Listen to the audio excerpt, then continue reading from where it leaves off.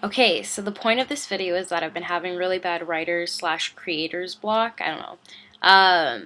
It's been really hard for me to get stuff done lately. So a couple months ago, I went to Toronto with one of my friends, Nick, and I went into Indigo and I was looking through books and I was looking for something that was going to help me, like just read, get my thoughts flowing, and see if anything could help break this down. And I found this. It's called Steal Like an Artist, and it's the 10 things nobody told you about being creative. And I'll read you what's on the back. It's the 10 things, and pretty much the 10 things are each chapter. Number 1, steal like an artist. Number 2, don't wait until you know who you are to get started. Number 3, write the book you want to read. Number 4, use your hands. Number 5, side projects and hobbies are important. Number 6, the secret, do good work and share it with people.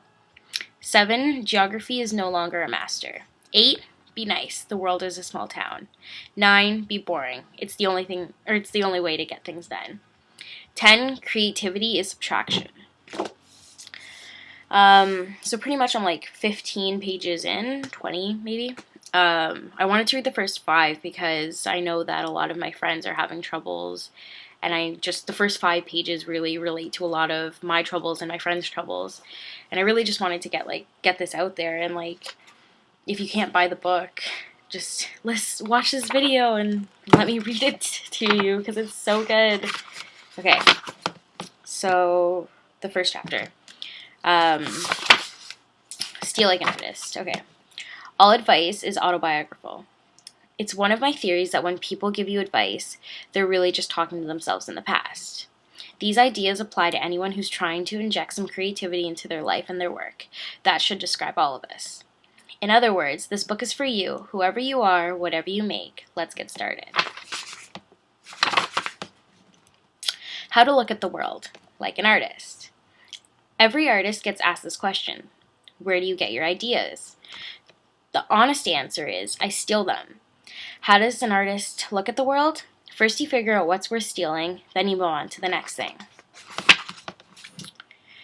That's all there is to it. When you look at the world this way, you stop worrying about what's good and what's bad. There's only stuff worth stealing and stuff that's not worth stealing. Everything is up for grabs. If you don't find something worth stealing today, you might find it worth stealing tomorrow, or a month, or a year from now. And a quote from David Bowie is, "The only art I'll ever study is stuff that I can steal from."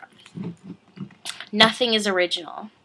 The writer I don't know how to pronounce his last name, has said that when people call something original, 9 out of 10 times they just don't know the references or the original sources involved.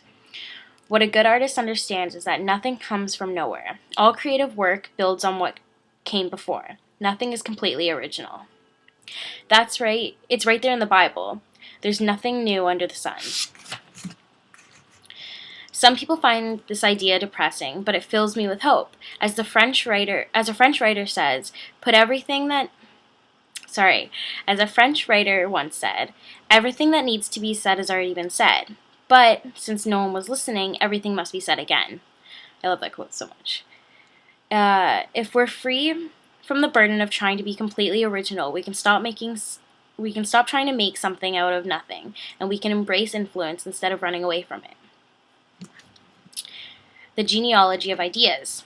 Every new idea is just a mashup or a remix of one or more previous ideas. Here's a trick they teach you in art school. Draw 2 parallel lines on a piece of paper. How many lines are there? There's the first line, the second line, but then there's a line of negative space that runs in between. See it? 1 + 1 = 3.